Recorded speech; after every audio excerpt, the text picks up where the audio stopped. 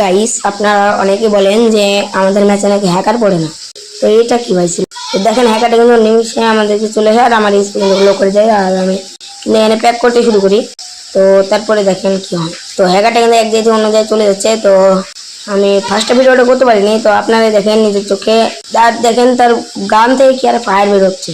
মানে ভাই এক জায়গায় থেকে অন্য জায়গায় যাচ্ছে কি করে ভাই?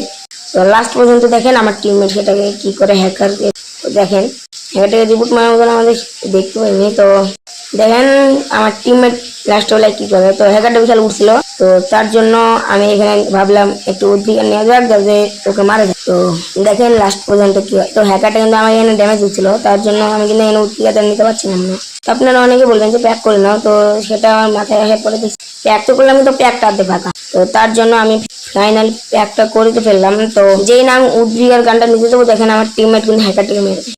তো হ্যাকারটাকে মেরে দেওয়ার পরে দেখেন এখানে আমাদের রাউন্ড হয়ে যায় 4। আর দেখেন হ্যাকারটার নাম, তো আপনারা একটু নামটা দেখলেন।